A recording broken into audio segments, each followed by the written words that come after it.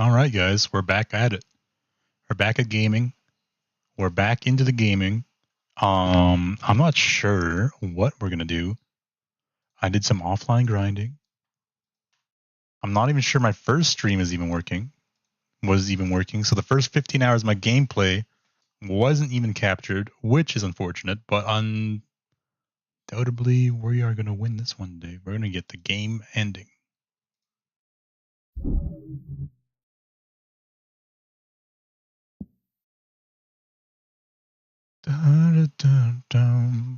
I know.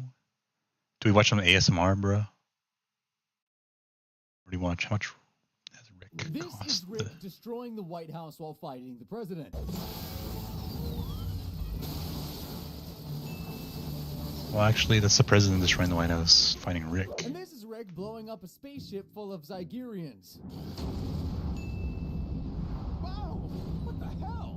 He's basically a cosmic hurricane tearing through space, destroying everything and everyone in his path. So today, we're going through all 8 seasons of Rick and Morty to figure out how much damage the Galactic Federation's most wanted terrorists has actually caused. Starting with that absolutely wild house party he threw in Rick's business. Jerry is taking Beth on a romantic reenactment of the Titanic sinking, and Rick has been given strict instructions not to wreck anything in the house, otherwise Morty will never be allowed on another adventure again. Of course, the very second the parents drive away, this happens.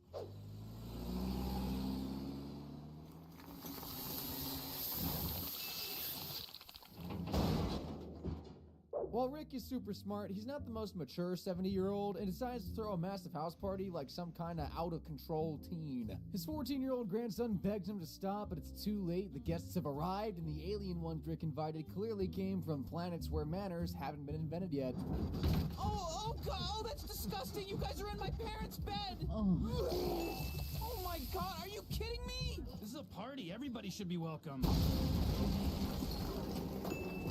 Great. Who invited Aberdolf Linkler? Rick threw that party, so it's only fair that he's held responsible for all the damages the guests inflicted on Beth and Jerry's house. Jessica becomes upset when Brad beats up Aberdolf Linkler, and Morty tries to cheer his crush up by showing her all the cool sci-fi stuff in the garage. Now, normally thinking with this leads to chaos, but the disaster that happens this time is actually another fault. Oh my God! I'm squatting in here! Oh my God! Oh, that is so disgusting! Ow! Oh! Oh crap! The whole house has been teleported to another dimension where there are giant monsters. Morty has a full-blown panic attack, and to calm him down, Rick assigns him a super important mission: go outside and bring back some Coloxian crystals. When, oh when will this kid learn to stop being so gullible? At least he didn't die in vain. He got these crystals. And these babies just saved this lame-ass party! Wubba dubba dub dub! Play something.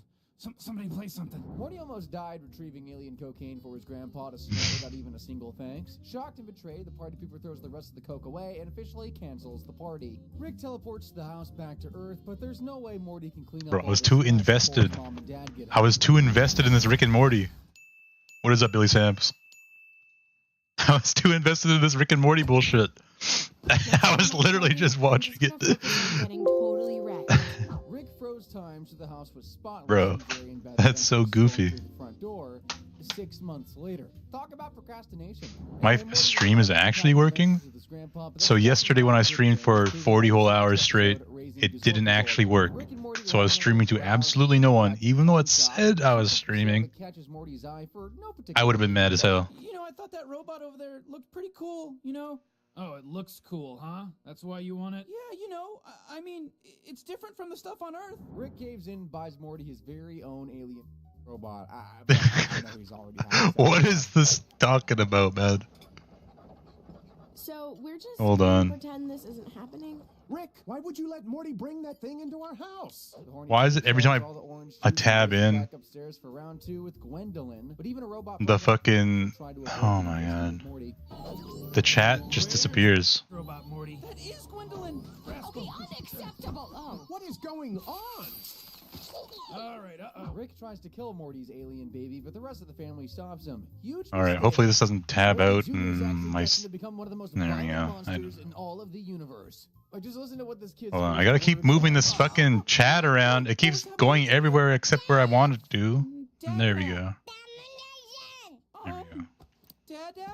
Destruction, domination. While Rick and Summer travel to the robot's home planet Gazorpazorp, Morty is desperately trying to teach his son that killing is wrong. Not really clocking, though. I mean, what about dancing? I'd like to dance on the graves of my enemies. Oh, no, Morty Jr. At his wit's end and not knowing what else to do, Morty tells his evil son that the air outside is poisonous, and if he wants to live, he can never leave the house under any circumstances. Like 3 days pass, and Morty Jr. has already matured into a back-talking, smoking teenager, and Morty reprimands his rebellious son despite technically being the same age as him. Smoking? That is not okay! What are you gonna do, ground me? I can't go outside anyway. So what? You can do things inside. I mean, you can play guitar. You could... I don't wanna... I wanna conquer the planet. Oh, here we go again. You know, who do you think is gonna love you if you conquer the planet, Morty Jr.? Love. That's all you care about. What about weapons? What about domination of the enemy? Morty punishes his son by banning the history. Wait, does that mean Morty had two children throughout the show? One was the incest baby and one was this thing? Breathe poison and spend another minute with this horrible father.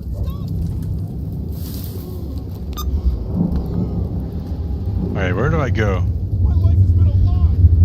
I don't want to, like, I gotta make another backpack or just find one or something, I don't know. What do I even gotta do? I gotta hand in like 10,000 things to this guy. I might as well go do that. Let's go do that, why don't we? So I spent, I don't know how many, I spent a long time trying to get into ammo and shit. It is what it is.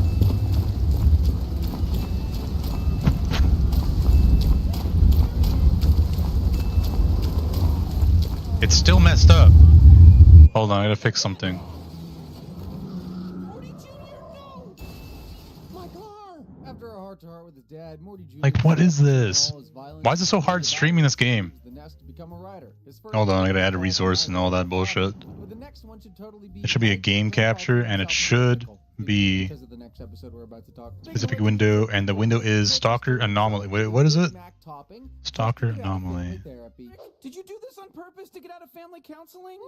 Morty, I assure you, I would never find a way to get out of family therapy. Why is there a syringe of mysterious fluid hanging directly over you? And why is the timer set to 10 minutes from now, exactly when we would have left for therapy? Beth takes that syringe with her to counseling and leaves the garage door wide open. Thanks to her pettiness, Pickle Rick gets swept down the drain and into the sewers. He slaughters a bunch of cockroaches and rats to fashion his own limbs before escaping through a toilet. One that leads to a top-secret government facility, of all places. Pickle Rick! Okay, why is it so hard to get this game? Why is this it's so hard setting the stream up, man. I don't get it. Like, Pickle Rick hides from the guards in the air vents and gathers office supplies to build weaponry. He point, demands to be released scale, from the like, how do facility. I Intruders never leave here alive. Right now, there are 32 trained guards with guns. center to ready, screen? all easy opponents for a 6-inch pickle named Rick.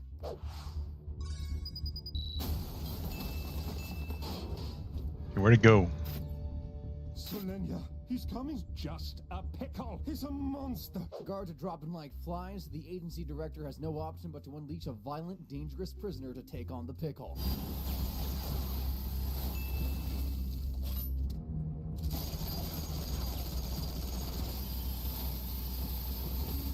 Jaguar and Pickle Rick join forces and go after the agency director. Scared, he agrees to unseal the building and hand over $100 million worth of bonds to Pickle Rick. After murdering the last of the guards, the coward tries to escape the facility via helicopter but gets outsmarted by a pickle smoking a joint.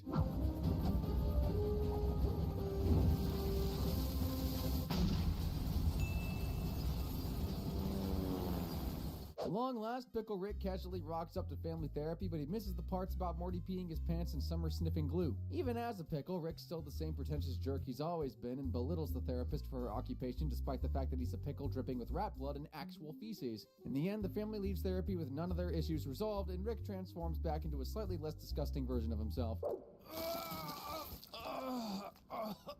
Man, I missed having hands and blood and a stomach. I wonder if he ever went back to eating pickles. I guess Okay, how do I get this game capture? Okay, I don't know. This is dumb. I'm just gonna At delete this it. point, it's safe to say that Rick and Morty are a toxic grandpa-grandson duo. You're a piece. Say you can't do. I won't. Hit the screen. There we go. Morty. You. Okay, I'm gonna check on my phone this time to see if it even works.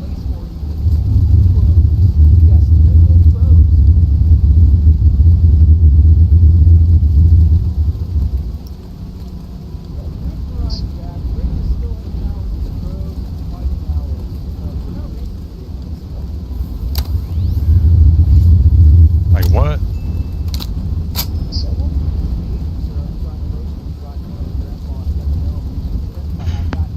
Oh my god. What is that?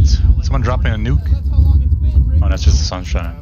Guess we can have a Okay. drink together. Dad got sick, you know. I don't really get it. Summer's a nurse. Well, pretty much a nurse. She married a This is so stupid. Why is this streaming thing so hard? I'm trying to capture this shit. You're right. We should be enjoying the time we have together. Crow, Rick! Oh! Realizing the birds were only using him as a rebound, Rick... Alright, let's see if it works. Oh my god. Now Morty's got some serious explaining to do. I'm back, pal. Morty, who's at the door? Wait a minute, I thought you died gruesomely. Okay, look, Does it work? Can you see the... Holy fuck, my voice is loud as hell in the stream. I'm like that the entire time. He's taken to the Citadel so he can be re-aged. Okay, it doesn't work. It doesn't work. It doesn't work well. Build-A-Bear, only with lots of pain and blood. I don't get it. Brace yourself, Like, the process does also break every bone in your body. Wait! Oh, ow! I like crayons. Girls are gross. Now that he's 14 again, they join President Evil Morty for dinner, but he's not the most polite host and holds them hostage before they... window capture. Looks complete.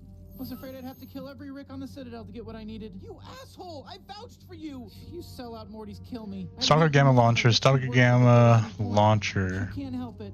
You were bred for it. With this one. See? What? That brain scan shows Morty how the Citadel has been abusing Mortys for years, shipping them off across the multiverse like Amazon packages to become sidekicks for Ricks. Rick breaks free, but realizes Evil Morty has hacked his portal gun to send him to the Blender dimension, while he fights off all the guards and escapes. Oh, this isn't right.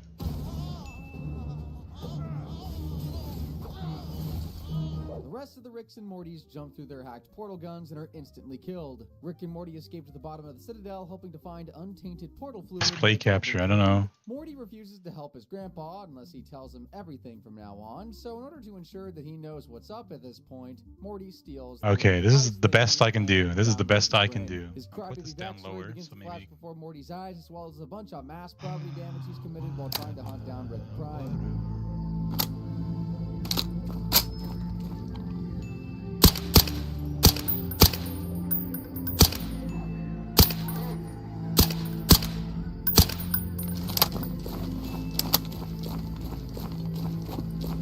That's a lot of damage, sure, but it's basically nothing compared to the Pearl Harbor Rick committed in Pro Mortimus. Rick and Morty have landed on Glorzo, a world where large humanoid parasites suck faces and lay eggs. Rick believes the aliens are nothing but low-life parasitic scum, and he was just a little shocked when he saw this. Okay, yeah, this might be a little harder than I thought. Holy, they've got an M&M store. After putting on dead facehugger disguises, Rick and Morty find their missile ship attached to an alien missile vessel the facehuggers are using to drop their eggs on Earth. The awful disguise is that the facehuggers fooled at first, but once Morty's falls off, they make a run for it, destroying everything in their path, obviously.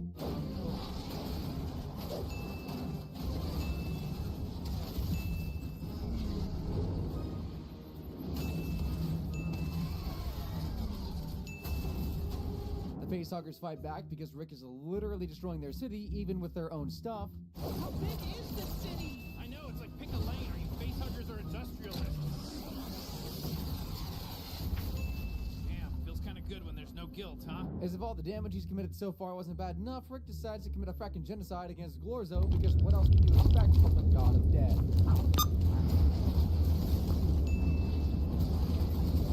I am the god of death. Might as well do those right now.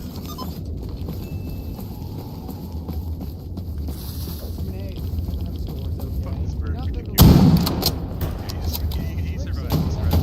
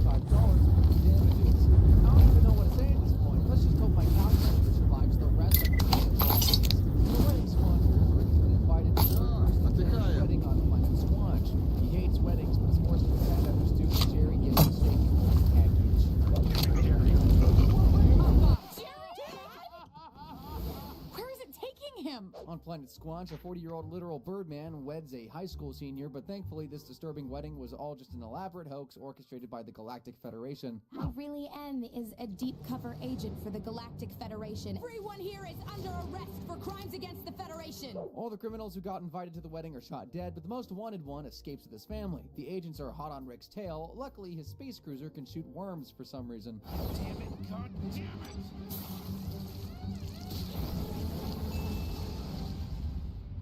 Earth is the first place the Federation will look for Rick, so the Smiths go shopping for a new Earth to spend the rest of their lives on. The Earth with everything on a cob is downright terrifying. And the Earth where the sun screams constantly is a pain in the ass, so the family has no option but to settle on this much smaller and racist version of the original Earth. Look at this baby. Would you even know that was an Earth? Yes, because there's no Africa. Psh, white people problems, Morty. Let's go down and check her out. The Smiths TV reveals that Earth has been occupied by the Galactic Federation to track down Rick and is now a popular tourist destination. Formerly the hiding place of interstellar terrorist and fugitive Rick Sanchez, has just become the 6,048th planet to join the Galactic Federation. Rick ends up handing himself in to now the most populous hotspot in the galaxy. How long will you finish that from here? We live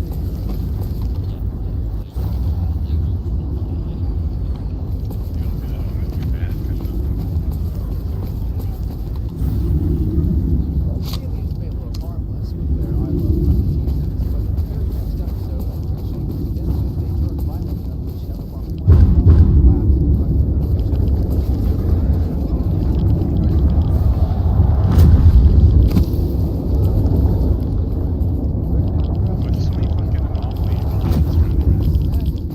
decided, you know, not Mission.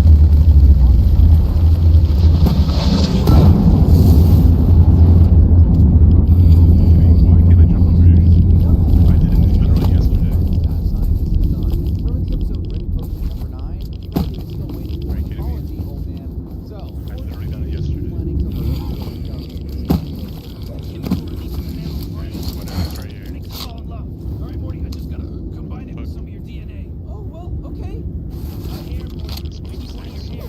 This isn't Game of Thrones. All right, Morty. Whoever you smear this stuff on will fall in love with you. And only you, forever. You happy now, Morty? Heck yeah.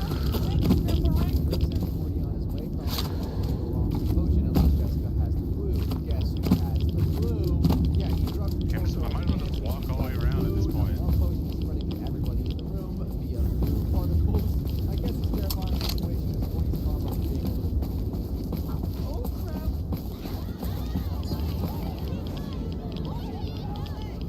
No, I'm sorry. This is what's truly terrifying. The principal and I have discussed it, and we're both insecure enough to agree to a three-way. Morty races too far. Grandpa Rick already has an antidote to end this Morty nightmare. I'm starting to think he might not be the smartest guy in the universe after all. Because that's 50 trillion already. Okay, well, sometimes science is more art than science, Morty. The mantis love virus spreads super fast. Now there's people all Kill over the Stalker, world. Bart. This Stalker dead. Super smart genius Rick releases yet another Okay. botched antidote, this time transforming into Better not be one of the more homies, though. hideous monsters called Cronenbergs, but at least they don't have Morty anymore. He's an expert, you say. An expert, you say. What's the inaccuracy of this? Are you kidding me? What's the inaccuracy of By this? jumping through the portal to another dimension where He almost got my ass. after he died, he never returned to his original Earth. That was goofy. Life fighting Cronenbergs.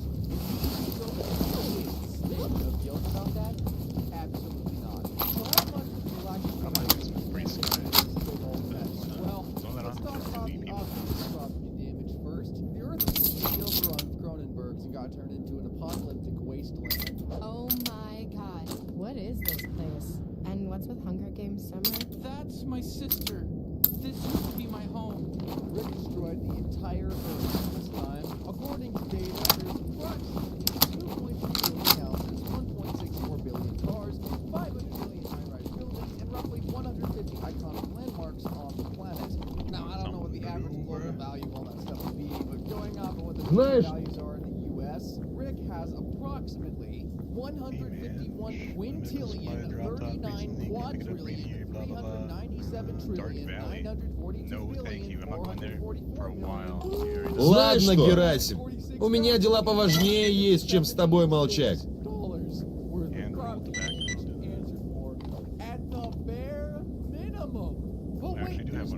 You've also got to consider the cost of reversing all these genetic mutations. And what is he going to give me? This is the first time I've ever handed in an artifact in like forever. Federation scientists to come up with 14,000. That's pretty good. There's even more money to be spent creating enough doses for 8 billion people, plus all the costs of administering the antidote to everybody on planet Earth. I would estimate that the whole process would rack up $1 billion, and that's being generous. This guy wants me to kill this guy, but I'm not going to do it because I'm too goated, you know? Still. Moving on to the iconic episode of the Rick Shank Redemption, Rick has just escaped prison by hijacking the brain link simulation he was trapped in. He transfers his consciousness to a Galactic Federation agent and heads to the Citadel to find Morty. After switching his consciousness again, this time with the high-ranking Rick, he teleports the entire Citadel into the middle of the Galactic Federation prison, which of course leads to a violent battle between both sides. We just teleported into the Galactic Federal Prison.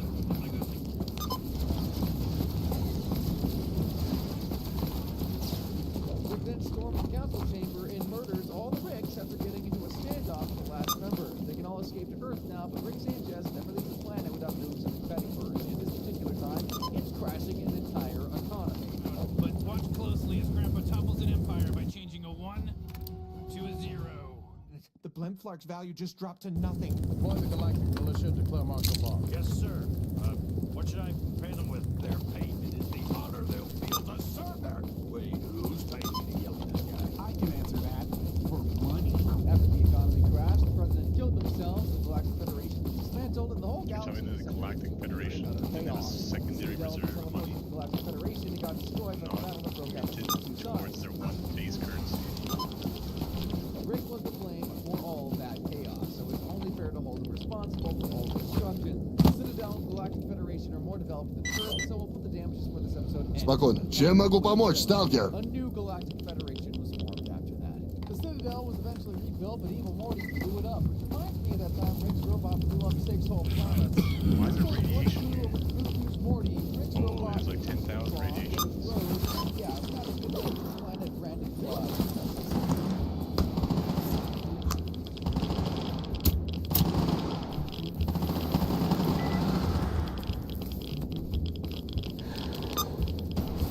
I actually need some radiation drug, man. I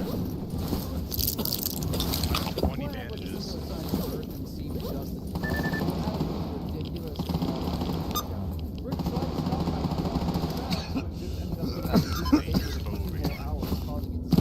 Probably from the being of listening.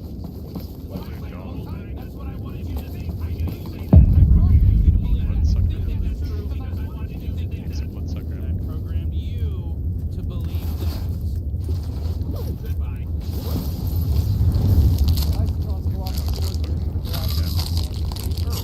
Right after Morty attended a Netflix meeting because of priorities. It was too late for Rick to save the other 5 planets locked inside the grid, though. Oh, who am I kidding? You wouldn't even try to save those planets even if you did have the time. He's selfish like that. A shocking plot twist at the end of the episode revealed the entire events of that day. The Earth getting heisted, 6 planets all to stop Morty from developing his heist. He's up in his room with thumb up his ass. Skipped out on the last 3 adventures. I don't know. My friend's got Netflix too. What? If Morty ever gives up on a single dream, it better be because of his own dissolution. He's just as petty as he is evil. Anyway, the planets that got destroyed were Bigum, Mars, Big Pluto, Trump, and Spike Remus. Mars has no civilization, but assuming the others had one similar to Earth, Rick just racked up $6 billion worth of property damage. All to stop Morty from getting a deal with Netflix. We've already watched Rick decimate Earth and blow up multiple planets to bits, so what's the worst act of mass property damage he's committed? Oh, only destroying 2 entire freckin' universes. Well, it was a teeny verse within a mini verse, but still, it's the worst thing he's ever done. In the episode, The Ricks Must Be Crazy, Rick's car isn't working, so he and Morty drop down and enter the battery universe that powers the car. Tell these people they're in a battery, Rick. It's messed up. Would you relax, Morty? There's nothing dishonest about what we're doing. Now slap on these antennae. These people need to think we're aliens. Greetings! Morty, you gotta flip him off. I told them it means peace among worlds. How hilarious is that? There's something even funnier than that, if you can believe it.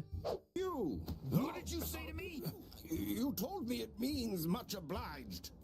Oh, right. Rick learns the reason his car isn't working. A scientist named Zeep has created a mini-verse within the microverse. Now they don't need the Google box Rick gave them that powers their universe, and his car and phone. The alien visitors take a tour of the new universe, and Rick berates Zeep for enslaving an entire civilization for power. Morty calls his grandpa out for being a hypocrite, and just to prove that Zeep would react the same way, he finds a scientist who has built a teeny-verse inside the mini-verse. This is wrong, Kyle. What you're doing is wrong. You're basically...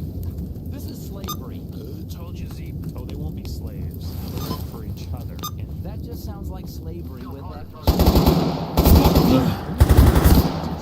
My universe? Is my universe a mini-verse? Microverse! While Rick and Zeep fight, the president realizes the insignificance of his own existence and kills himself. Months pass, and Rick, Morty, and Zeep are still stranded in the Teenyverse. Morty became sick of the grown-ups' constant bickering a long time ago, so now he lives with a tribe of tree people who aren't exactly an upgrade from his grandpa Rick. You have to get us the out of here! These people are backward savages! They eat every third baby because they think it makes fruit grow bigger! Morty forces the scientists to work together and build a device to get them back to the miniverse. They escape to the Teenyverse, and Rick and Zeep race each other to the miniverse.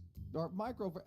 Dude, I don't know, man, anymore. Rick beats him there, but before escaping the car battery, he gives one final, much obliged, to Zeep at the expense of 2 whole universes. It's a feast! Oh, you monster! Whoa. Rick took his grandkids out for ice cream after that, not even acknowledging the fact that he crushed 2 entire universes in the process, murdered too many life forms to even count, not to mention committed a hell of a lot of property damage. I established in another video that Rick destroyed 10 sextillion planets when he crushed the miniverse and the Teenyverse. Assuming the majority of planets in those universes had sentient life with their own civilizations, Rick committed so much property damage, man. And really the only thing I'm gonna do here is just add an absolutely colossal 1 centillion to our tally. Rick used to be my favorite character, but not anymore. Not now that I have to read out the insane, mind-boggling amount of damage he's caused the universe. 1 centillion, 906 quintillion, 436 quadrillion, 437 trillion, 656 million, 458 million, 332,031 $. Well, Rick Sanchez clearly has a lot of explaining to do, but what's this character in hot water for? Click the screen to find out, and thanks for watching. No good ammo. From causing an economic apocalypse. Cat, stop bugging. My cat's sitting on my lap, yo. Everyone stop! To infecting the whole of Earth Get on the with an chair. adorable Dumbass yet deadly fucking retard. parasite. Dumbass retard, man. This cat is always like, I'm gonna bug you as soon as you're done to do something Rick important. is belting As soon as you're doing something important. We're gonna find out exactly how Alright, many he's man. decimated. By the end, I'll show you how Sanchez went from terminating economies to causing mass extinction to becoming the destroyer of universes. Let's begin with that These guys are clueless. economy This gun's so good, it's so cool, politicians. so quiet, In they the don't Rick even know. Sacred Redemption, Rick has been imprisoned in a brain-link simulation of his own memories. An agent of the Galactic Federation is there to gather information about the portal gun from his mind, but Rick escapes by faking this tragic memory.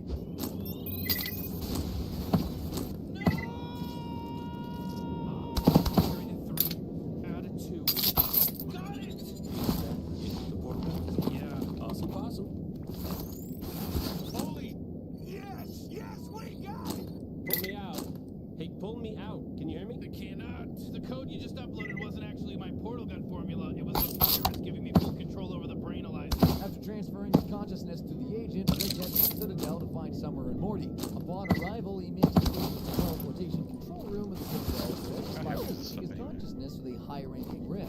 There, he teleports the entire Citadel into the middle of the Federation's prison, causing a heated, blood-filled battle with each sides while he takes it.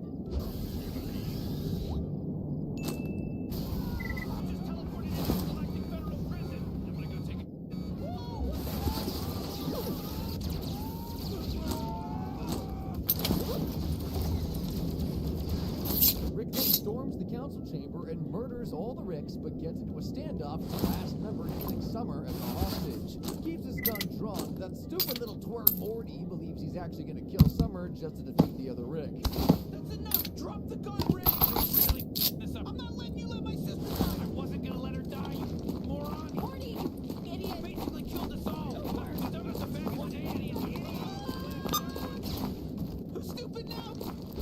gun wasn't loaded, so Rick takes out the last Rick by surprise. Now they can all escape to Earth, but being the petty thief as he is, Rick simply cannot resist going to the control room and giving one final FQ to the Galactic Federation. His grandpa topples an empire by changing a 1 to a 0. Mr. President, Glenn Clark's value just dropped to nothing. Our single centralized galactic currency went from being worth 1 of itself to 0 of itself. Deploy the galactic militia and declare martial law. Yes, sir. What should I pay them with? Their payment is the honor they'll feel to serve their... Who's paid me to yell at this guy? Ever told him to see us? After Rick rendered their currency totally worthless, the Galactic Federation's economy completely crashed. The president killed themselves, the entire Federation got dismantled, and the whole galaxy descended into chaos, with aliens resettling on Earth and causing destruction. How am I supposed to get through here? There's a stash in there I need to do. How do you get past side field and read? What the hell is happening? The galactic government collapsed. Are you okay? The Citadel has been teleported to the Galactic Federation, so it too was completely destroyed. Both the Citadel and the Galactic Federation were planet-sized city-states, so we'll add those to our Okay, so talent, even what though the they fuck? aren't technically planets. Bro, am I hacked Mass again? destruction Am I is hacked also again? on Earth, so we'll Bro, note that it too. happens all the Even time. How do they citizens keep getting in my reclaim their computer? planet through brutal decisions. After the economic collapse, the new Galactic literally Federation was created. reset As the the entire Citadel, it was computer. I rebuilt told but got Microsoft, destroyed by evil Morty reset in the it Rick Mirai Jack. fully, just disable everything, rinse my whole computer, please. And they didn't do it properly. They always Oh leave yeah, some I should fucking totally do a bullshit. video on that guy. Knowing what a walking, talking, belching time bomb Rick is, it's not exactly shocking news to learn that he's destroyed Earth multiple times. In the episode The Wedding Squanchers, Rick receives an invitation to Bird Person and Tammy's wedding on planet Squanch. He declines as he believes weddings are just funerals with cake, but thanks to Jerry, it looks like he'll be going after all. Oh god. Jerry! Where is it taking him? I assume planet Squanch, 6,000 light years across the galaxy. Oh, that's insane! Yeah, I know. Now we have to go to the wedding. After the ceremony, Rick tries to be more open-minded about weddings and gives a toast, only to discover that he was never really at a real wedding in the first place. Cover agent for the Galactic Federation, and you guys are a group of wanted criminals, and this entire building is, in a certain sense, surrounded. What? I don't get the metaphor. I'll explain it to you later. Everyone here is under arrest for crimes against the Federation. L'chaim! Tammy, what are you doing? Sit your bird Okay, what I ass need down. is some side medicine if I even brought any. I doubt I brought any. The other criminals who got invited to the wedding were shot dead. What is it called again? Turns large and creates a diversion. Alright, Smiths this can is never return to 5% Earth because side that's the resist. first way the Federation will look for Grandpa Rick, so they start searching for This a new is Earth what? to call 11% home. side After checking resist. out a What's the planet point where of this, everything's though? on a cob. Get in the goddamn ship! Everything's on a cob! The whole planet's on a cob! Go! And a planet where the sun What else do I need? Some electrical resistant shit. Dad, how long are the days on this planet? Computer, how long are the days on this planet? 42 hours. They settle on a much smaller version of Earth. Smiths soon learned their original Earth has been occupied. On down the list. They all return. How am I supposed to get in this thing? How are Jerry's you so actually healthy, God. supposed to Ever get in bring there this and up do that? again? No more bacon. There I'm already is confused. no more bacon. This world Man, I'm sucks. confused, Our life man. sucks. Why are we doing this? For someone that would never do anything for anyone but himself. That's not the point, Dad! We love Rick! In perhaps the first non-selfish move he's ever made, Rick hands himself into the Galactic Federation in exchange for his family getting returned to Earth unharmed. The Smiths head home, but when they arrive, Earth's a little more crowded than they remembered. How long will you be visiting Earth? Oh, we live here. We were just off planet for a wedding. Go that way.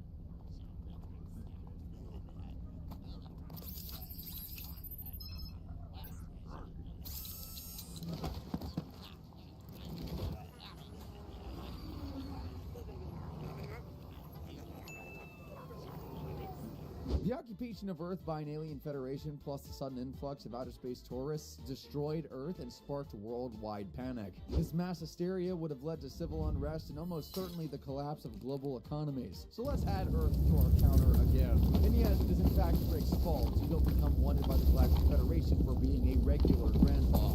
Guys, the cosmic Wait, how do I even get in here, though? It's only gonna get more destructive Like, from this point okay, we're trying to do onwards. some He's about to bullshit become what Island called climb shit. layer. It caused full Are you kidding me? Okay, that might be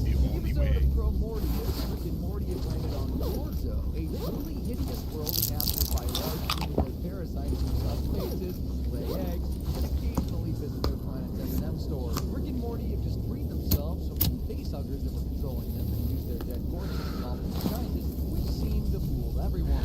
I'm glass half full.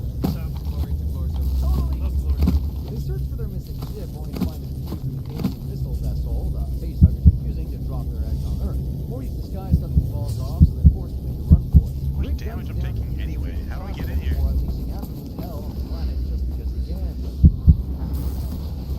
I am the god of death. It's been a better species.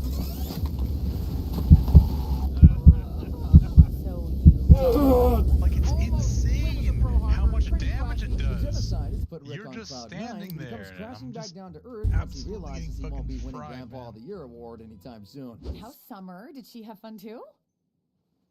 Oh, Summer was With us? there. You saw us take her in the car with us. Yes. Yes. Rick and Morty race back to Glorzo to find Summer and take in all the devastation their Pearl Harbor caused. An angry mob is, of course, waiting for them, but Rick has come prepared with some badass battle armor so they can murder in style. Shouldn't we be finding Summer? Sorry, I got caught up again. They continue to casually slaughter facehuggers as they try to find Summer, who you'd probably expect to be dead or at least experiencing the second worst day of her life. The first being that time she became an inside-out giant, of course. Just stay put, sweetie. Mom's still on hold. But she's totally fine. More than fine, actually. Some, come with us if you want to live at a lower standard than this, I guess. God damn. Seize them. Seize What? them? Summer used the technology from Rick's space cruiser to industrialize and develop the Facehugger Society, so now she's the ruler. To escape the planet, she sentences Rick and Morty to death by getting into their car and insists she'll be accompanied to pieces to make sure the punishment is passed. The Facehuggers on that job All right. execute them all on the spot. How do I get in here Morty and get playing this the harmonica thing? badly would save all their lives, though. Stop playing, Morty. I got this. I'm sorry. We thought you were evil. I had a giant tower that blared Larzo is me. I know. I'm so sorry for what they did. After obliterating the Facehuggers to extinction, Rick and Morty head home and watch interdimensional cable. Karma hasn't forgotten about the Facehuggers, though. So Alright, what can I possibly do here? boys. Your son is dying. This will give me a plus 11 resistance. It's like Look away. plus 5 resistance. That's 16 resistance. Plus 7. Full circle. Wait, 16 plus 7? Guess we both just had to take a 23 resistance. Yeah, they never got the stains out of the carpet. Okay, let's do that, guys. Let's do that, guys. Oh my god, of course. Okay, let's smoke some weed. Rick and Morty have just Why is it not even weed? filled with happy cat-like humanoid Okay, whatever. entities, and Grandpa Rick already knows the dark secret behind their odd, peaceful way of life. Oh, I know what this is. One night a year where you all run around robbing and stack murdering each this. other without consequences. That's right. Morty movie The Purge. I've been to a few planets with the same gimmick. It's a purge planet. That's horrible. Yeah. This Of one. course, Wait, this is sleep. Oh, no. Okay, whatever. Let's see how much damage I can take here, guys. I'm still probably gonna fucking fried. This little girl is toast, though. During the purge? I don't think so, baby. My name is Morty. My grandpa. It's impossible! How do you even get past that? How do you even get past Michelle hides that? out in Rick and Morty's ship and begs them to rescue her grandmother. But when they arrive at the farmhouse, the little girl double-crosses them and actually overpowers the great Rick Sanchez, stealing his gun and shooting him with it. Do I just have to be quick? Do I just have to be like the fastest motherfucker around or what? I'm sorry, but that's not really worth anything tonight. You're killing us. You gotta come back. Change your mind. Oh, jeez. Rick's already wounded, and now without his car or the portal gun, these two are in serious danger of getting purged. Well, don't just stand there, Morty. Purge him. Pull a stick or something and kill him. Come in peace. God. Wherever that came from, drop it. Drop it all. Go get there. Hurry up. I'm holding a box of Tic Tacs right now. Rick creates chemical to heal his wound, but more burglars storm the farmhouse. After killing off all the intruders, he What wants does this to even do? assemble a Bleeding beacon control? so they can signal a spaceship and escape back to Earth. An aspiring writer lets them use the White House, but only if Morty listens to his boring screenplay. Okay, I might just have to go in there and tank it. Lakeham's 28. I'm just gonna have to jump in there. Man steps in the frame, 29. Because this doesn't work. Title. 3 weeks earlier. Morty respectfully Okay. criticizes the story, but the owner gets the button. And then it runs back. Hey, Tim, you can't do this. Criminal. Why literally like. Make me a bad person. You just purged. Beacon arriving. Rick and Morty exit the lighthouse to go home, but an angry mob of purgers surround them. Rick says it's time to purge and immediately begins to slaughter the group. Now, normally, Morty panics and cowers behind his grandpa during combat, but that screenplay argument has left him with an insane amount of repressed anger. Never expected that out of you. Let's go find my ship. Eat this. You're really going for it over there, huh? Those people were just hiding. I don't give a shit. Okay, buddy. All right, that's good. Good job. It's kind of crazy how Morty can spend his weekend. I will get this. I will. Maybe I gotta go up here and jump down or something. The girl who shot Rick following him around. That might be it. It doesn't seem to be it, and I'm stuck. Purge every year. They could just kill her and go home, but Okay, there's gotta be a way to get rid of this. To get some rich evil assholes with their fat easy Try if I try going this way. Oh wait. Okay, that's getting better. I can get this done. I found the way. Yeah, I don't know what song that is, but I love it. Rick killed too many aliens to count in that episode, sparked a revolution that toppled social order, and told the few surviving peasants to use food for barter, which of course resulted in more violent murders. So yeah, I think you can add this one to the list of planets Rick's destroyed without a single shred of remorse. If you thought that purge was the most brutal we've ever seen Morty fight, oh boy, you're gonna love Armothy. Not dancing the stone, through the powerful isotope 332, and travels to a dimension of cannibals named Death Star. There must be a psi suit or something. Along with the ride too, because why? I'm getting hit by it. Okay, how do... Where is it then?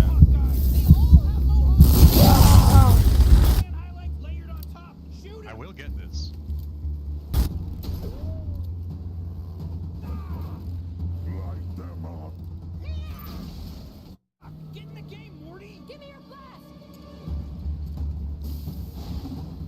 Holy shit, Summer for the win. You love post-apocalyptic versions of Earth. He's got the crystal, now it's time to get the heck out. But Summer refuses to leave and even forms an alliance with the cannibals after killing their leader. While she's out slaughtering people for fun, Rick spots an even bigger isotope and wants to steal it. He'll need a distraction though. Luckily, there's always Morty. Who wants to take a poke at my man Spine Eater here? I guess I'll see your asses in that dough. Rick, what the hell, man? Now, Rick is well aware that his scrawny grandson couldn't even beat the Rugrats in a fight, let alone cannibals with Death and Stalker in their names. Therefore, he injects a solution into Morty's arm and gives birth to Armothy, a brutal warrior who could take on 10 Zeuses at once if given the chance. Sweet, man. So it begins, Stop! This is horrible! Just stick and move, Morty. unbelievable! A new champ! Okay, no more! And he wants more! No, don't! Someone make this stop! Mister, please get out of here or you're gonna die! I have nothing to do with this! Morty. Why would you want this to happen? All you had to do was go away! Stop standing in the driveway talking about custody! And either tell her you want to stay married or get on with your life, but whatever you do, stop being a baby and act like a man! While Morty butchers the Death Stalkers with his massive arm, Rick grabs the isotope out from under their noses. Now they can all go home and watch interdimensional cable or something, but Summer and Morty are so upset about their parents going through a divorce that they are literally willing to team up with the Death Stalkers. Friends have no mercy. They're lame. Death Stalkers, bring me his flesh leather! Sorry, but can we not kill him? Can we just take him prisoner? When did I lose control here? Fearing for his life and not really caring anymore, Rick abandons the kids and jumps through the portal. Back home, he just creates Morty and Summer robots so Beth wouldn't know that they were missing. But after realizing they can never replace her real kids, he returns to the apocalypse to bring them home. Finds Morty first. Okay, there's gotta be a way to get in here. There just has to be a way. There's no way they made it this like this on purpose, so that you absolutely cannot even get in there. Okay, there's gotta be a way in here. God damn it. There always is. Hi there, Summer. How were the Like, why is there a side field Oh, you thing? know, Eli. Same, different day. Hey, Summer. Guess what? One man entered, one man comes out in 9 months. Oh, congratulations, guys. Summer, one more thing.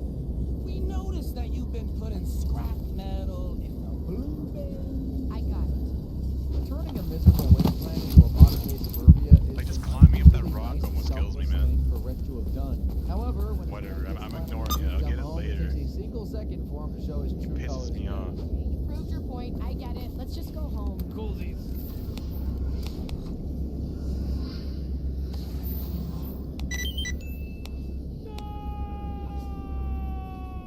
Rick stole the isotope and sent society right back to the wasteland it was when he arrived. He basically deserved all over again, at least he's the vengeance, so we'll add first to our counter again. Geez, how many times has he destroyed his home planet? Well, at least once more. Rick potion number 9 is actually the first time he did it. It all started with Some sort of chemical thing happened inside of Jessica's mind. You know, so where she falls in love with me and all that sort of thing. You know, like maybe make some sort of love potion or something. And I thought having a picture of Jessica taped to the Stalker was cool. Rick sends Morty off to the annual flu season, promising that nothing could go wrong with the love potion unless Jessica has the flu. Well, she has the flu, but Morty didn't know that until after the potion. Now the love potion is spreading to everyone at the dance. Morty.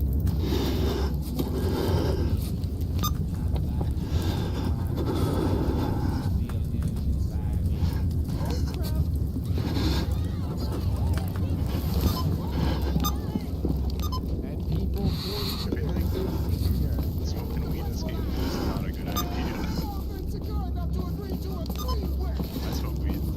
And it fucking freaks you the fuck out. Why would you smoke weed in the apocalypse, man? Bro, that's like the worst idea you could ever have it ever.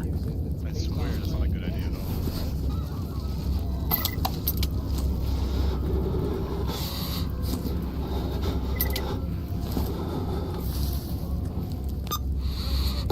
Sometimes science is more art than science.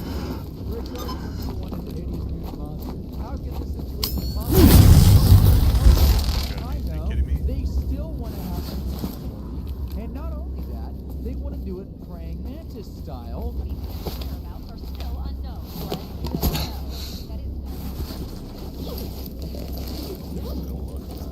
Want to make love? I love it more than you do, Harold. You wish!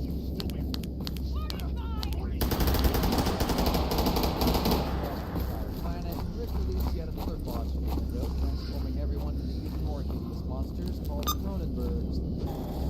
Where is it? It's right in front of me.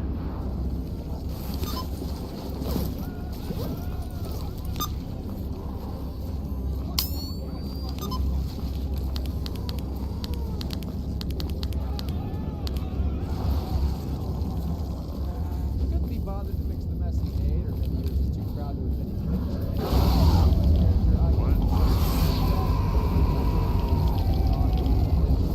Okay. Was that the mission?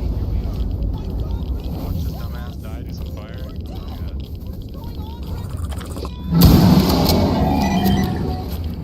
Sure, that's a bloodsucker. Get fucking blown. This thing one-taps these things? Nice.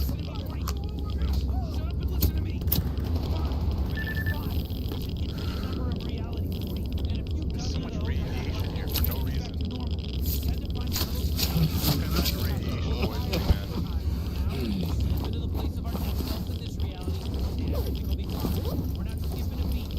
Nobody cares about Jerry, but this picture doesn't find it because it takes summer and death. We just do Why is there so much radiation, though? Apocalyptic Cronenberg-filled world out of sheer laziness. That might be the worst thing Rick has ever done, and the fact that I'm saying might just proves how messed up this guy's morals truly are. So he's planning to tell family in apocalyptic world and murdered millions of sentient life forms, and just when he thought this pure evil prisoner couldn't possibly be any more evil, he turns into the end world. Episode 1 crew over the Cruise Morty. Rick and Morty raid Boeing discovered the professional heist artist Miles Knightley was already meeting with the president. Calling card from Miles Knightley. Heist, artist, hipster, and he's not worth our time because he's a hack piece of... I'm gonna kill him!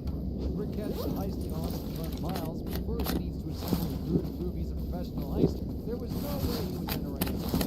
After getting inside, Rick connects with Miles, who responds by challenging him to a heist-off. What can be settled with words? I challenge you to heist the crystal skull of Horowitz. To make things interesting, it makes them Ocean's 12. Every breath I take without your permission raises my self-esteem. First crew to heist the skull wins. The other endures heist culture's great shame. They must join the winning crew. I accept. Miles introduces his crew, who are so good at heisting they've already looted the crystal in the time it took for him to finish playing the challenge. To make matters worse, 3 of the heisters are supposed to который год.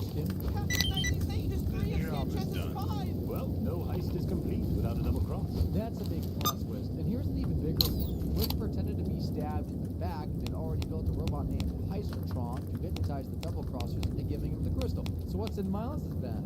Oh, just a little present only someone whose name rhymes with would leave. Rick, welcome to Nightly's 9. Got that skull, buddy?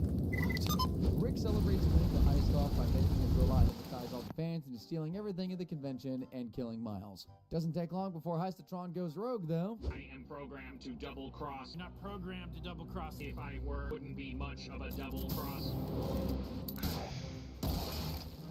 Rick enlists the help of Mr. Poopy Butthole, the god Hephaestus, Ventriloquiver, and Elon Tusk to help him put a stop to his robot before it hypnotizes all sentient life. But Heistatron has already left the Earth and grown large enough to heist entire planets.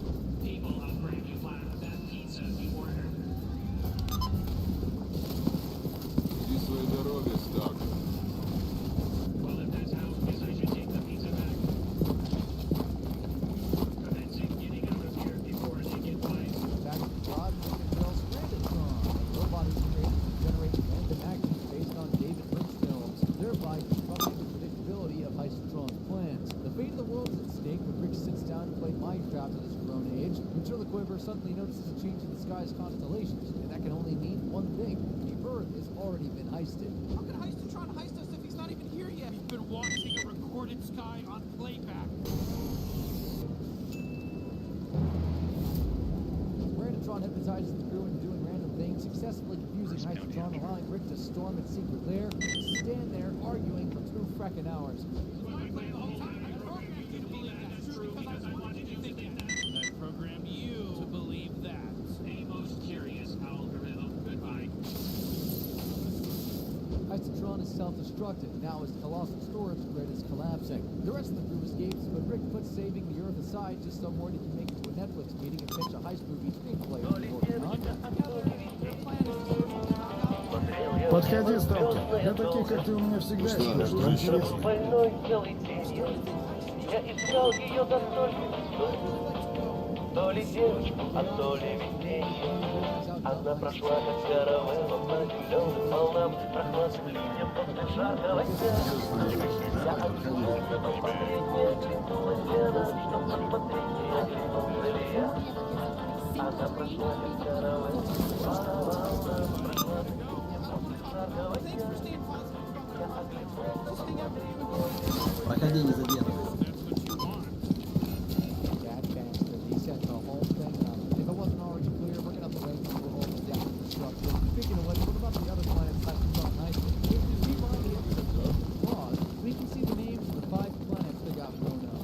He's to blame for 5 obliterated planets and potentially billions of alien deaths, all because he wanted to stop Morty from deal with Netflix. He really is the king of cutting. In the episode, The Ricks Must Be Crazy, is even more proof of that. Rick and his grandkids have just seen the latest Ball Farm movie. They hop in the space cruiser to get some ice cream, but the battery's dead. Now, Rick and Morty have to travel the microverse inside and find out the problem. Yep, an entire universe actually powers this guy's car. Время до... This is how it works.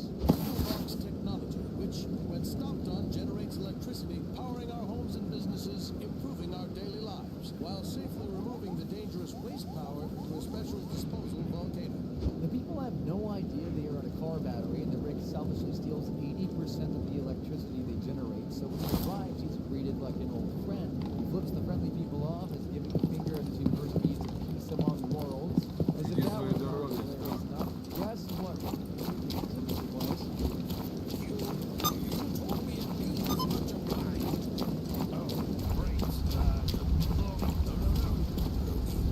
Rick finds out the evil box has become obsolete now that a scientist named Zeke has created a mini-verse within the microverse. Rick is only given a 4 of this new universe. Rick stops and tries to back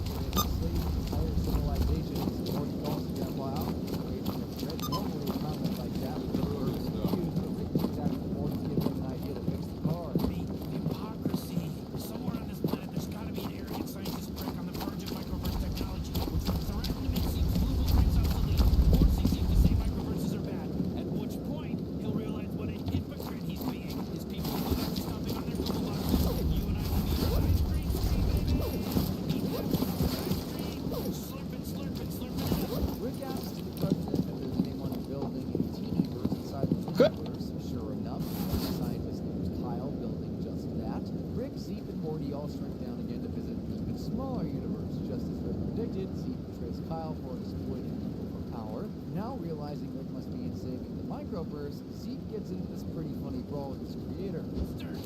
Much obliged. What the hell is happening? This is healthy. Trust me. You're my battery. That's all you are. I made you. Your microverse sucks, and your miniverse is the size of a lobster tank. It's whack. The president kills himself after realizing the insignificance of his life's work and his own existence. Rick, Morty, and Zeke were left stranded in the Teenyverse for months, and Morty becomes so tired of the grown-ups' constant bickering that he literally joins the tribe to treat people who stink like piss and eat babies. He eventually grows tired of curvy pieces of driftwood and forces the adults to put their inside and build a device to get them back to the miniverse. First, your gods are alive! You! Nature and trees! Yes! You did it! Yes! Hey, how about that drink? Sure, I just need to go grab a wallet from inside my ship. Oh, is your wallet in your ship? That's where the transporter is too, so why don't we come with? It's cool. I'll be back in a sec. You know how long a second can take in a microverse?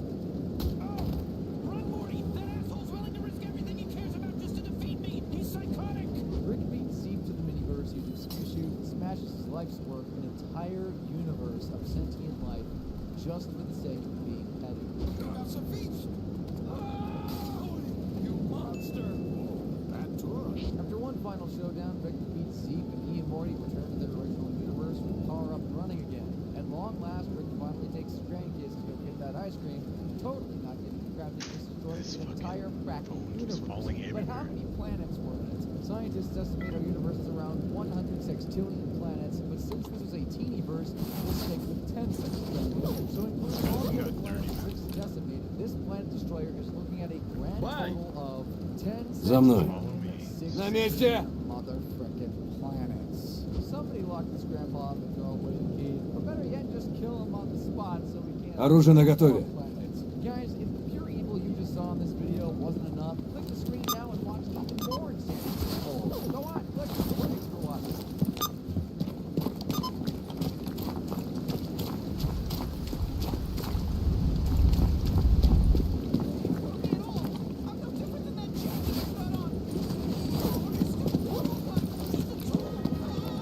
Проходи, не задерживайся. Подходи, сталкер. Для таких, как ты... Ну, привет.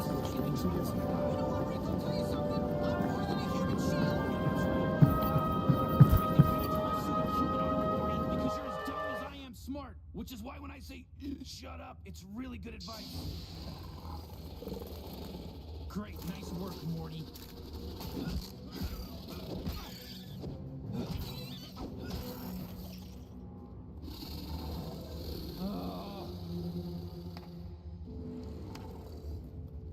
Ooh, look at you, C-137. Aren't you a tough customer? The slow clap?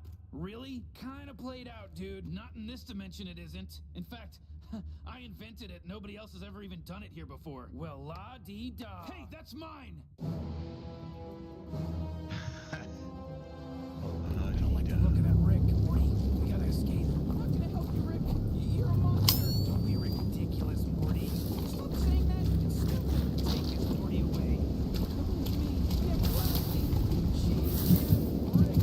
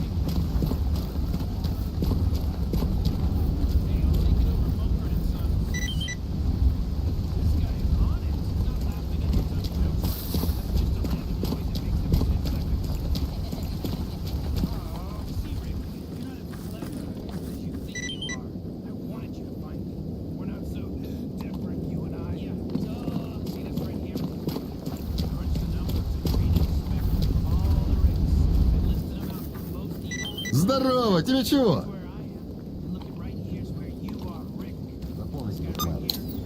Шорох там или движняк стрёмный. Тебя не колышет. Спокойно высаживаешь рожок по сектору. Где брат?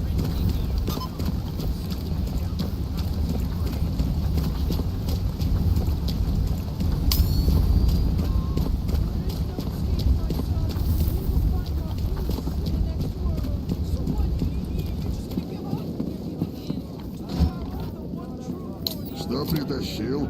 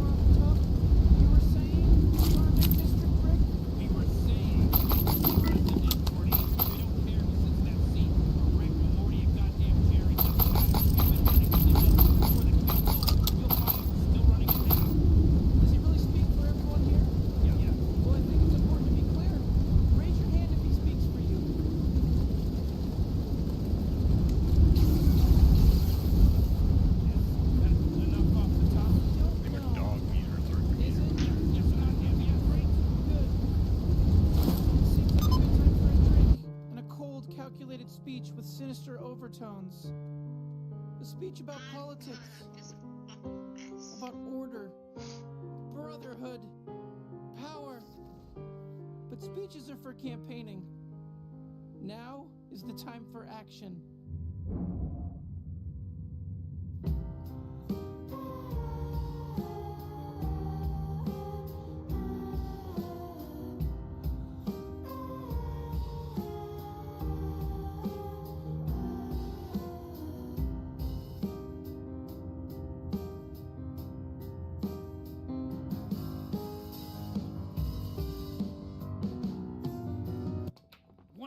time dilation and total immersion. Define total. Marcus, I've been back in reality for 3 hours and I still have memories of a completely different life. I was a scientist. I used to develop dimensional travel. I didn't have a mustache. I was kind of funny sometimes. Mostly perfect. More secret testing. I can help people now. I've heard more.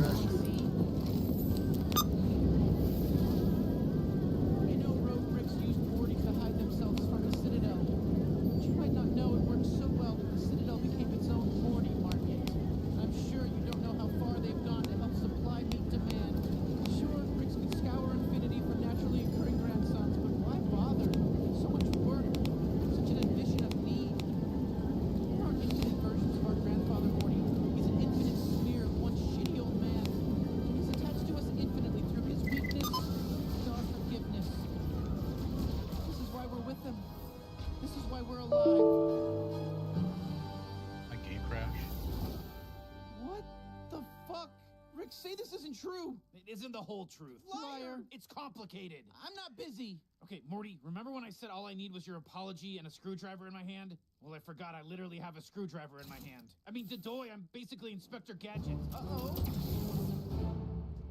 It's okay, he's free to go. He's the Rickest Rick. We'll never see him again. Morty, when you came here for that serum, did you refill this gun? Yeah. Oh! Holy shit! I only know one man that ever hacked my portal gun, and it turned out it was evil you. Yay, he's all caught up. Wait, hold it, hold it. Who's that? Time for big boy. Duck! Does he like it? It's a metaphor for capitalism, Morty. What do you think?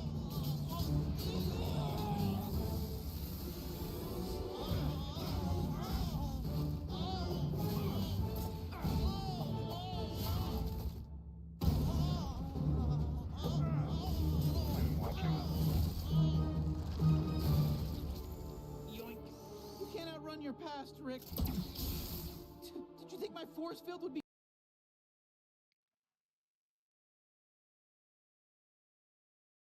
Think Quagmire's the most dangerous predator in all of Quahog? Allow me to introduce you to Herbert the Pervert.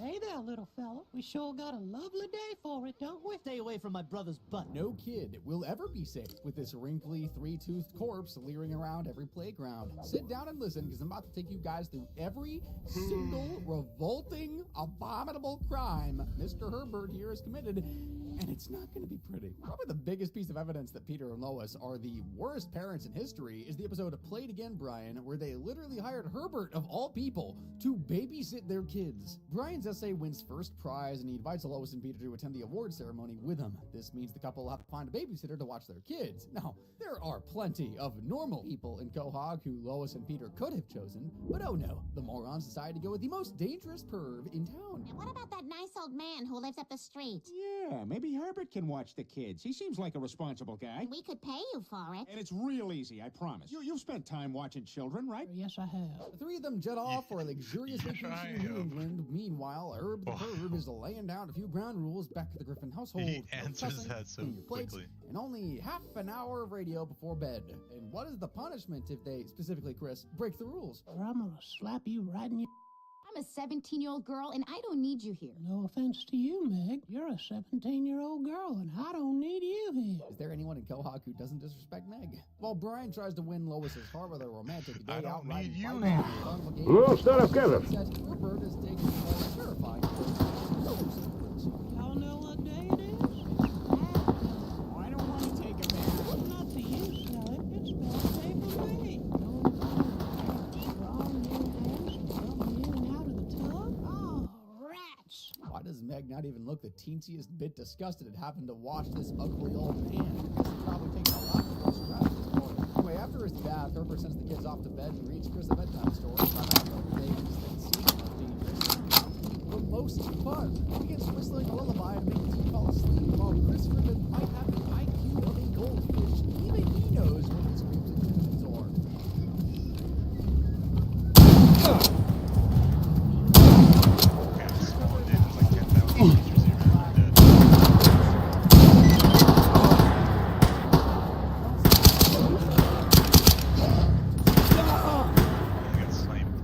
What is even happening? His naked body are both highly inappropriate comments that could be considered harassment. A conviction would mean 6 months in the clink plus a $2,500 fine, and honestly, Peter and Lois also deserve jail time for leaving their own children in this creep's hands knowingly. Herbert has definitely got a thing for morbidly obese teens that smell bad, because why else would he fantasize about becoming Chris Griffin's wife? Origins of this disturbing crush dates back to Herbert's first appearance in the episode To Love and Die in Dixie, where the creep saw Chris doing his paper round, somehow became aroused by the 13-year-old's muscly growing arm, and we trying to lure him out to his dungeon. I mean, popsicle seller.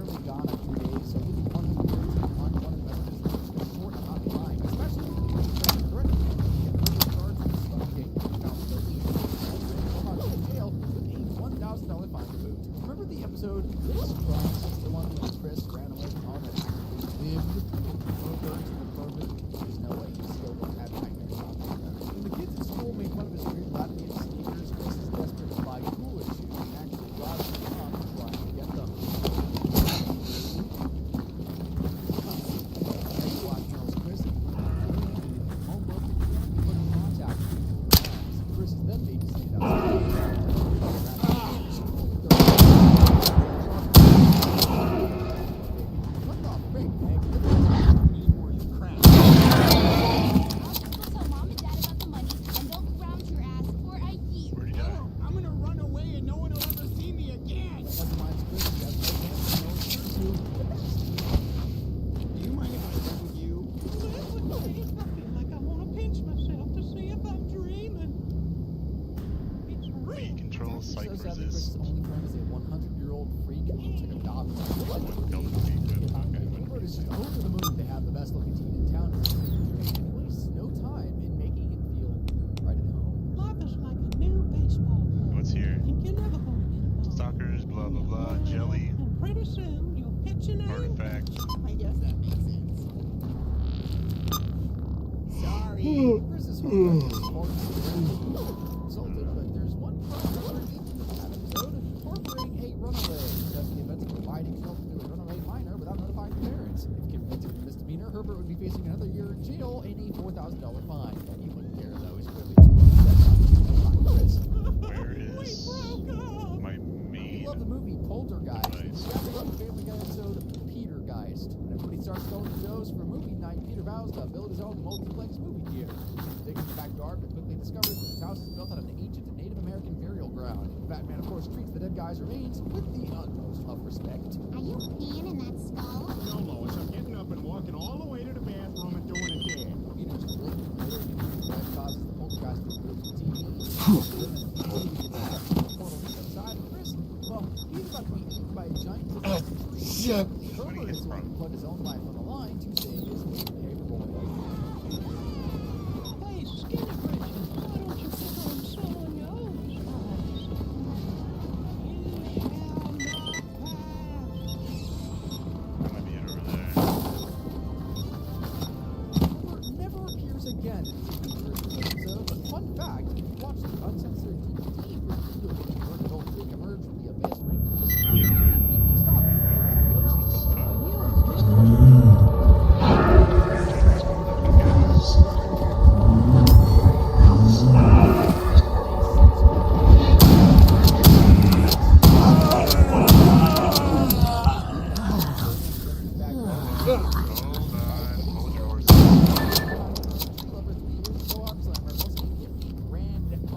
Some of Mr. Herbert's favorite pastimes. What? I was like, why can't I use it? Sandwich, do you think you can get Chris hard on it? Harassing people boys. No. Fucking grip. Piss off, you pathetic little freak. Oh, you gotta fight. Having a little sing-song. I know what guys Why do I gotta slice them open and loot some loot, man?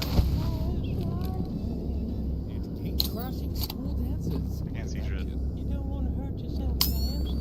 That is one ugly 8th grader. Make sure you stretch out those creamy hamstrings. I really hope he just bought those clothes from the store and they don't actually belong to some traumatized kid being held captive. Got that Baba Yaga dot. So Herbert's sneaking inside disguise before he crime on Earth for 3 years in Stony Lonesome, plus a pretty hefty $100,000. What Stewie did to drive home. I don't care what you do.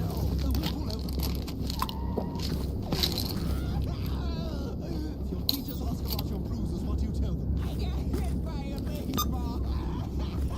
Remember when Chris grew a talking zit on his face named Doug in the episode of Brian the Bachelor? That was super weird, but obviously Here in research area. Herbert's spying on the teen and dressing in the bathroom.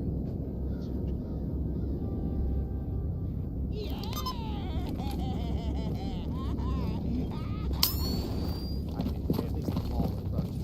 So yeah, people who dress like that would be considered voyeurism, which is a crime of deliberately watching other people engaging in stuff like that. He admitted that in the $5,000 fine and the sentence. How did he even know it was Chris who acted anyway? Well, that's 50% of Herb the Bird's nauseating crimes against male minors down, and his prison sentence is currently at 11 years and 6 months. I was expecting more. But to be fair, that might be more years than he has left on Earth. The criminal's also got a pretty hefty $162,500 fine. Your skin isn't already wrong to discuss at this point. A, what is wrong? B, get a bad projectile vomit into you, because some of these next Stuck on crimes some I'm about to show trees. you are so disgusting. I've seriously debated even putting them in this video. From working as a harassed people boy to serving as Quagmire's prosecute appointment secretary, Chris has had a whole bunch of disturbing jobs to put on his resume. However, the worst by far happened in the episode The Courtship of Stewie's Father, where he literally had to work for a with a crush on him. After Chris accidentally breaks Herbert's window with a baseball, Peter, Lois, and the old perv agree to use the force to do some chores and pay off the debt. Well, I guess I'll get started. Привет, брат. Не бо... As if exploiting Chris for free labor while making Chris an communism wasn't bad enough, Herbert then makes the 13-year-old go on a frackin' date with him. Oh, I wanted to thank you properly for all your hard work. There is no way this creep didn't try and set a roofie in that kid's drink. The teen state fellow slipped before the assault took place, but Mr. Herbert can still be charged with unpaid labor. The penalty would be 1 year in prison and a $20,000 fine. But I still can't believe Peter was okay with Chris working for free. Actually, you know what? I can. Oh, and we also need to add 4 more years and 80 days to Herbert's sentence for unpaid labor because in the uncensored version of Brian's play, you can see more boys being killed for Herbert's characters in the theater. Please, with that, Spencer. Now behave yourself and start being wicked terrible, you know? Right, Danny. Scary ass sound. Kid can't even catch a break in his own home because an evil monkey and a certain old man have made their life's mission to episode Hannah Banana, Chris is determined to prove once and for all that the evil monkey in his closet is real. That night he sets up the camera to capture the surrounding evidence, but check the footage the next morning and there's no monkey. He discovers he's the victim of 3 different crimes.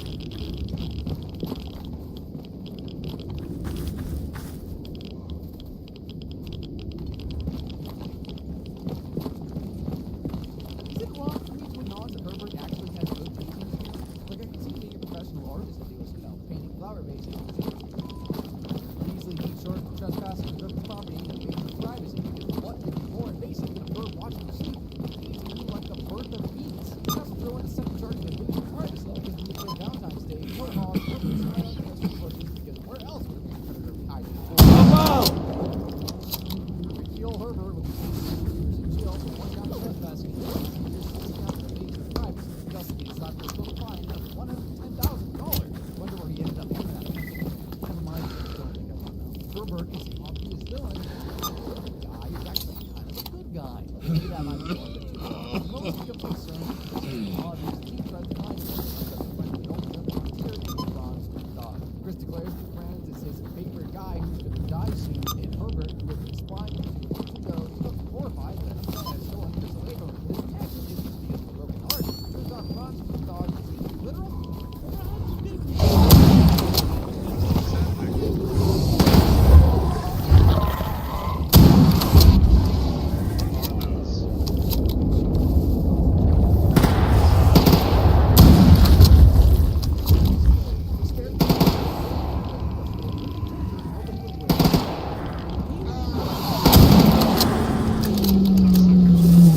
Minnesota.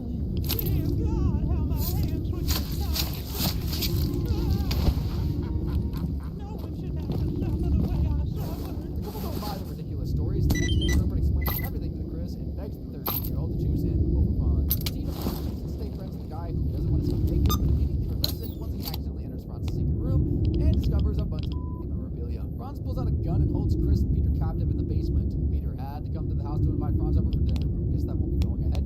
Talk plans on killing the Griffins to prevent his real identity from being exposed, but Peter disarms him. Now all Chris has to do is pull the trigger and end this nightmare. What are you waiting for? How do I know which one to shoot? How do I know which one is the real dad? Wait, we don't even look the same. That's my birthday.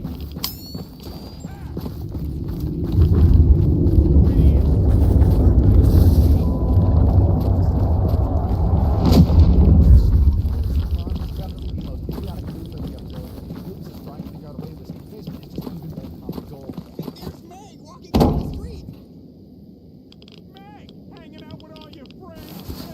Hey, Dale, the ocean's that way. That's a good one, too. I'll never get over Meg being passionate about family members and songs. Like, Chris are so sad they can't even fit one arm in a reasonably sized window. Chris eventually attracts Herbert's attention, and after the priest has got this cleared up, I wanted to see you locked in a cage. Now that it's happened, all I want to do is get you out. Don't you worry. because to confront Franz. Now, if you thought Peter's fight with the giant chicken were bad, let me tell you, this fight with Herbert is the most intense, brutal, blood-filled scene in animation history.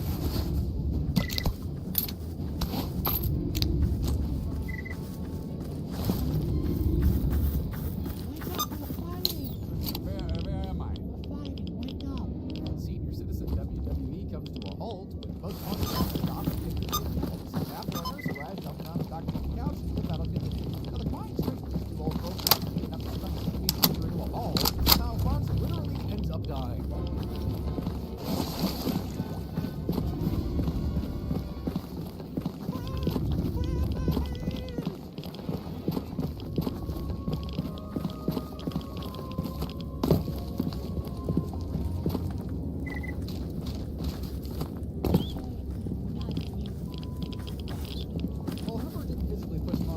Слушайте. Wouldn't have died if Herbert hadn't started the fight with him in the first place. This charges against Lark were brought forward, and if convicted, Herbert would be sentenced to 15 years in prison and fined $500,000. He also would add another year and $1,000 to Herbert's sentence for obstructing justice because an uncensored version of the episode shows him trying to cover up the death. Herb was basically doing a public service by killing and burning him, but he still did something truly horrible in that episode. Mr. Herbert called me Thunder Thighs. It's not just Herbert's cellar that contains damning evidence of the most heinous crimes imaginable. His living room contains a alphabetized collection of the part F.U. Somersault compilation. I assume you heard of the alphabet. Explain to me how Sammy Popsicle comes before Nap and Various. Herbert even begged Chris to burn his house down in the episode, and then there were fewer.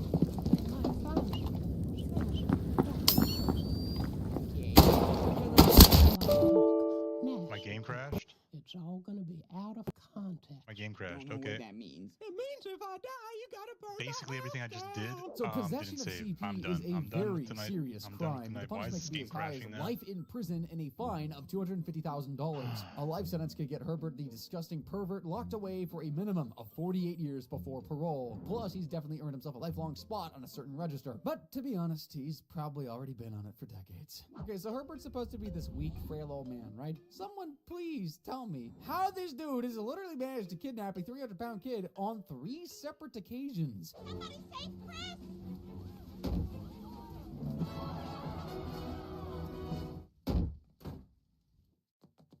Now that one seemed less earned.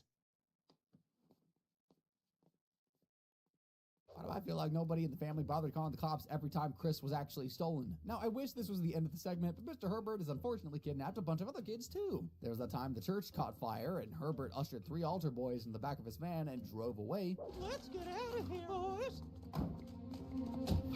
We can't forget that time the old man lured 3 boys into his safety basement. Run! It's that pervert! Into my safety basement! Oh, I'm hurt, kids! Don't eat those popsicles till I get down there! Child abduction carries a maximum penalty of 25 years in jail and a $100,000 fine. So 9 charges will get Herbert slapped with a $900,000 fine and thrown at the slammer for 225 years. Definitely well earned. Quagmire has an insatiable urge for but at least the women he pervs on are adults. Well, most of them anyway. As for Herbert, he is desperate to satisfy his depraved urge to touch young boys, so desperate that he's literally created traps to capture children. Yes, I'll take this teddy bear, this ruler, and this cardboard box. Started his own YMCA. Wasn't even playing the entire time? Stocked up on roofies to drug people. What kind of birdhouse can you build with popsicles, roofies, and a mallet? Or a rare African bird called None Your Business. And has come up with the most terrifying party games ever conceived. Whoever can swallow the most Tylenol PM wins. We never see Herbert assaulting children on screen. The show ain't that dark. However, the episode No Chris Left Behind heavily implies that the sick and twisted old man has gotten away with thousands of assaults. Chris gets expelled from James Woods High for being the dumbest student in school. Lois then sends them to Morning Wood Academy, an elite private boarding school Carter Petersmith attended, but all the rich kids bully Chris for being poor.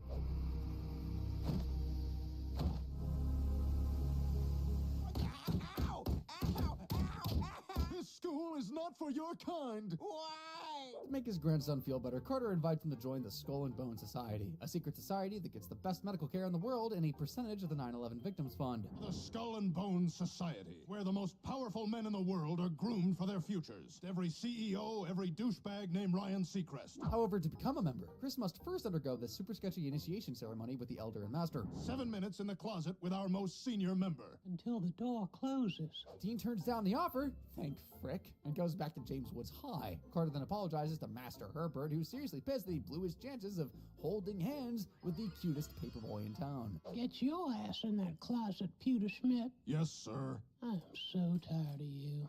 Carter said every president, every CEO, and Ryan Seacrest are part of the Skull and Bone Society, plus they're all the members who are still kids. According to data I looked up securely on Google, there are approximately 195,530 CEOs in the US, and 31% of them are women. That means the Skull and Bone Society is made up of 134,916 CEOs, 5 living presidents, 1 Carter, 1 Seacrest, probably around 500 current students from Morningwood Academy, and let's not forget the elder and master of the club, Mr. Herbert. Since the members probably all underwent the 7 minutes in the closet with the elder, Herbert could be serving 6,500,304 years in jail for the 135,423 counts of these horrific crimes have also earned the creep a colossal $135,423,000,000 in fines. Now that Disney has bought Fox, doesn't that technically mean this serial child is a Disney character? That's even more disturbing than Walt's frozen brain. That's all of Herbert's grotesque crimes, and the world's worst pervert is looking at a grand total of 6,500,615 years in the Quahog City Jail, plus $135,425,023,500 in fines. Is it even possible for another villain to have committed worse crimes than we saw in this video? Well, click the screen to find out.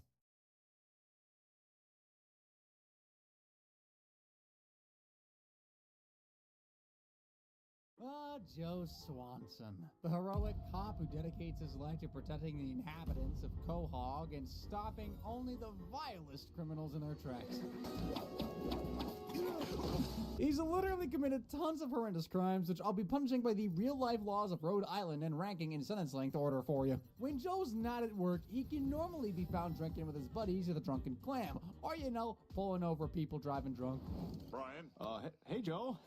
How's it going? Pretty good. You were doing a little swerving back there. Yeah, well, me and the boys were just, Whoa, you're off the meter, Brian. You're under arrest. Oh, come on. Move it! Hey, one of you guys all right to drive? Yeah, I can do it. Great. I'll meet you at the Drunken Clam. We'll tie one up. Now, I wouldn't call Joe the most sensible drinker, but one night he truly embodied the name of that bar. Joe, you're drunk. Okay, you're drunk. Give me your keys. And I'm drunk, so I'll give you my keys. Okay, now we're both good to drive home. I don't think that's how it works, Peter. Actually, hold on. Maybe they're onto something. You been drinking tonight, sir? No, officer. I just had a glass of dinner with my wine. Okay, I'm gonna need you to step out of the car and walk a straight line, please.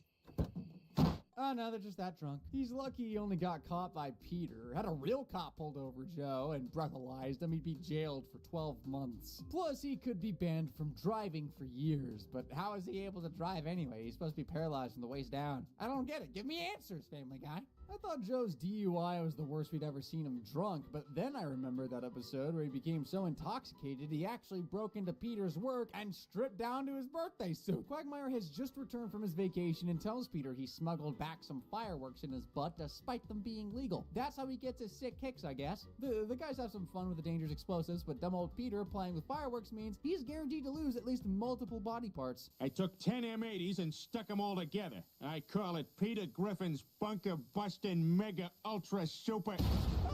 Holy crap!